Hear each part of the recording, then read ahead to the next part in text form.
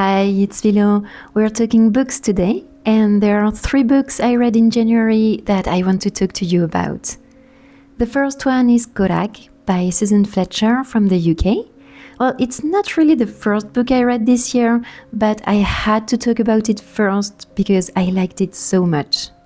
My sister gave it to me for Christmas, and I had never heard about it before, probably because it's alternatively called The Highland Witch and The Witchlight. So those are fine titles, but I suspect that really doesn't help spreading the word about this beautiful book, unfortunately. So here I am to tell you about it, no spoilers as always.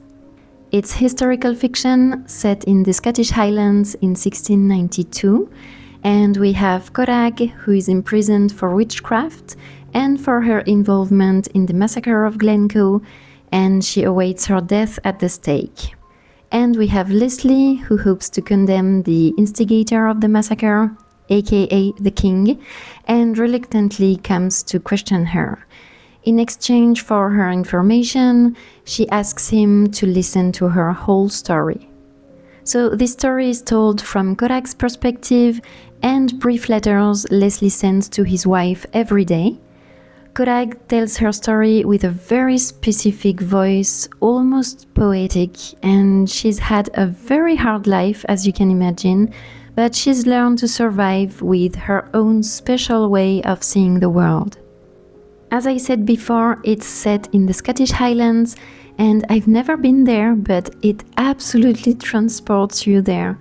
You can admire the majestic landscape, smell the air, feel the cold, and hear the wind. Through her writing, you can feel the rush, the constant persecution, how she's always running, never giving up. It's really beautiful. It starts slow, and it's very descriptive and character-driven, but it has one of the best character arcs I've ever read. It's an ode to life and nature and many more things, but I think you should experience them by yourself. To me, honestly, this book has been a spiritual experience in a way that I think can resonate with anyone because it calls out to what it means to be human, and it's also deeply hopeful. And it also made me a bit emotional because I really fell in love with the landscape and the characters, and I was surprised at how much I get to care for them. So I really hope that this video helps spread the word. Read it, talk about it. It's the kind of book that stays with you and can change your way of seeing the world. By the way, all the pictures I've used here are from Glencoe, actually, not taken by me because I've never been there, but they're from Unsplash.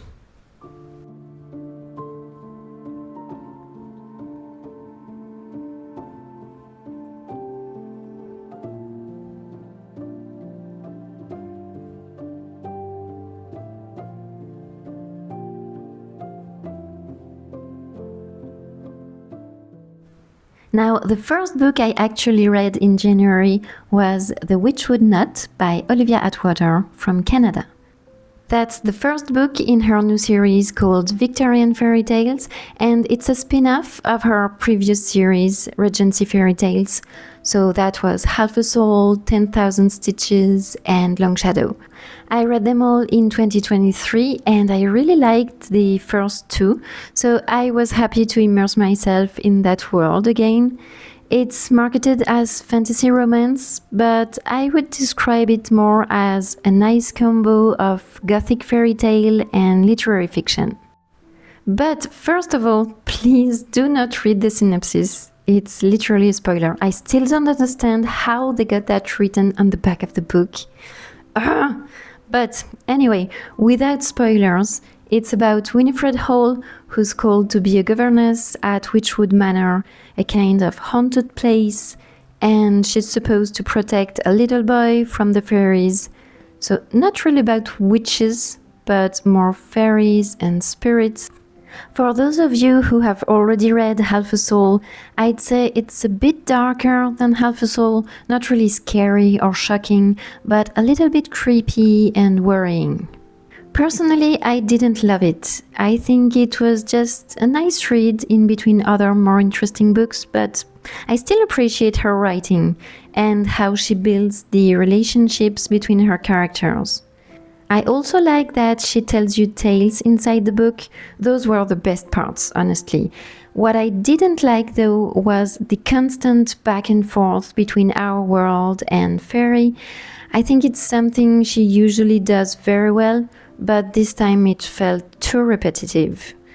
So I'm more intrigued as to how the story between the fairies and the humans will evolve throughout the series, but I'm not attached to these particular characters, to be honest, which doesn't matter because she usually follows different characters in each book. So we'll see. I'm still not sure if I'm going to read this second book.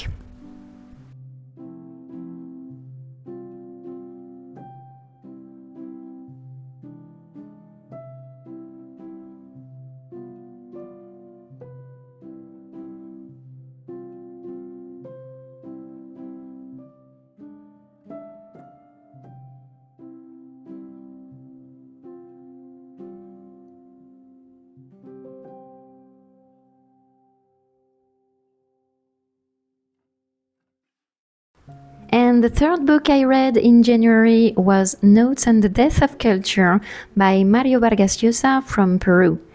It's nonfiction. It's a collection of his essays about the decline of intellectual life from vital consciousness to mere entertainment. So he won a Nobel Prize in Literature. That's why I was so curious about his writing, and that's the first book I read by him.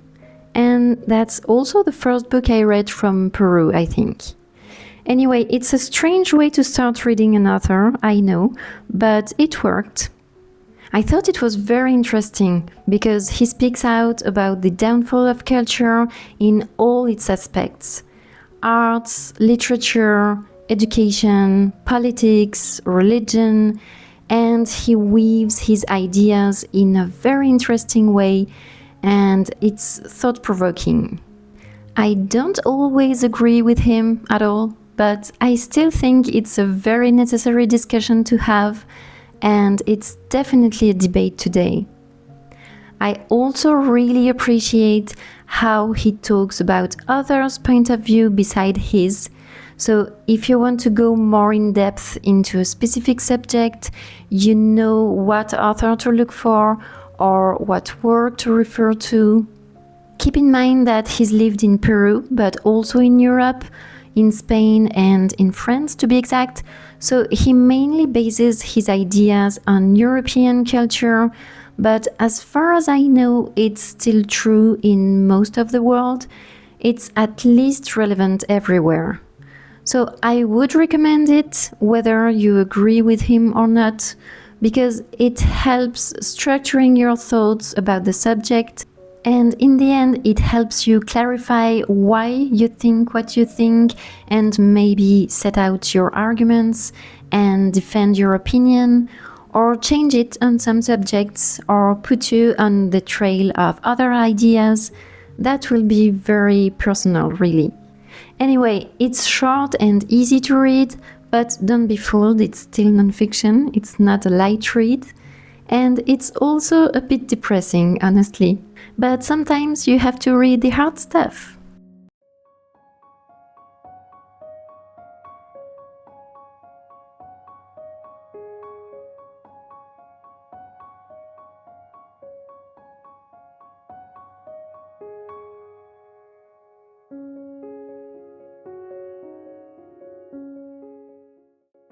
So those are the 3 books I read in January, and that was a strong start. Very different books, different subjects, and different countries, and mostly good reads. I've left links to all the stationery I've used in this video, so if something caught your eye, you can find it in the description with discount codes. And that's it for today. If you've made it till the end, leave me this emoji and let me know what you're reading. And if you enjoy my reviews or these pages, don't forget to like and subscribe so that this video can reach more readers like you. I'll see you soon in my next video. And until then, enjoy reading